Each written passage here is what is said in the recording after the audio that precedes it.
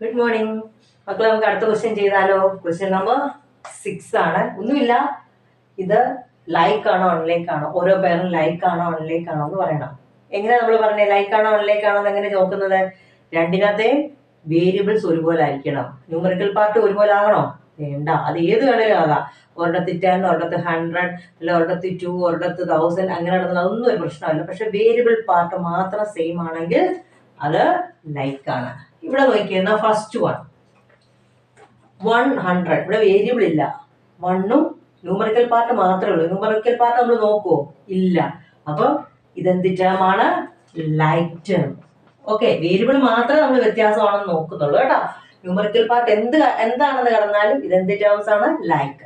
ഇനി ഇവിടെ നോക്കിയേ, ഇവിടെ ന്യൂമറിക്കൽ പാർട്ട് ഏതൊക്കെയാണ്? ഒരിടത്ത് -7ഉം ഒരിടത്ത് 5/2. നമുക്കത് നോക്കേണ്ട ആവശ്യമുണ്ടോ? ഇല്ല. നമുക്ക് അടുത്ത മാത്രം നോക്കിയാൽ മതി. എക്സ്, ഇവിടെ എക്സ്, ഇവിടെ എക്സ്. അപ്പൊ അതെന്ത് ടേം ആണ്? Like terms. ഒരുപോലെ കേട്ടോ.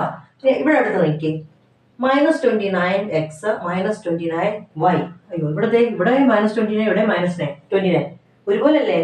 അല്ലല്ലോ. നമ്മൾ ന്യൂമറിക്കൽ പാർട്ട് നോക്കോ? വേണ്ട, നമുക്ക് അടുത്ത ഭാഗം നോക്കിയാൽ മതി. ആര്? ഇവിടെ എക്സ്, ഇവിടെ വൈ. ഒരുപോലാണോ? അല്ല. അപ്പൊ നമ്മൾ എന്നാ പറയും? Unlike terms. മനസ്സിലായല്ലോ? ഓക്കെ, എന്നാ അടുത്ത പറ. 14, 42 ന്യൂമറിക്കൽ പാർട്ട്. അത് നോക്കണ്ട. ഇവിടെ നോക്കിയേ, ഇവിടെ ഒരു എക്സ്, ഇവിടെ ഒരു എക്സ്, ഇവിടെ ഒരു വൈ, ഇവിടെ ഒരു വൈ. ഒരുപോലെ. അപ്പൊ ഇതെന്ത് ടേമാ? ലൈക്ക് അല്ലേ? 14, 42 നോക്കണോ? വേണ്ട.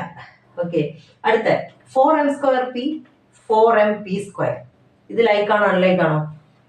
ന്യൂമറിക്കൽ പാർട്ട് നമ്മൾ നോക്കുന്നില്ല.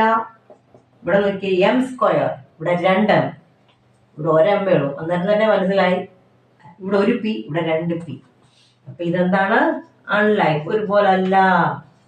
ഓക്കെ, ഇവിടെ നോക്കിയേ, ന്യൂമറിക്കൽ പാർട്ട് 12. അത് നമ്മൾ നോക്കണ്ട, നമുക്ക് അതിനെ പറ്റി ചിന്തിക്കുക പോലും വേണ്ട. ഇവിടെ നോക്കിയേ, ഇവിടെ ഒരു എക്സ്, പക്ഷെ ഇവിടെ എന്താണ്? x², 2x. ഒരുപോലാണോ? പക്ഷെ ഇസഡും സെയിം ആയിരുന്നു. അപ്പൊ ഇത് എന്താണ്? അൺലൈക്ക്. തീർന്നു. ഇത്രേ ഉള്ളൂ. സിമ്പിൾ അല്ലേ? ഇതൊന്ന് നോക്കിയാൽ മതി. ന്യൂമറിക്കൽ പാർട്ട് നോക്കരുത്, വേരിയബിൾ പാർട്ട് മാത്രം നോക്കുക, എന്നിട്ട് കമ്പയർ ചെയ്യുക. Okay, thank you.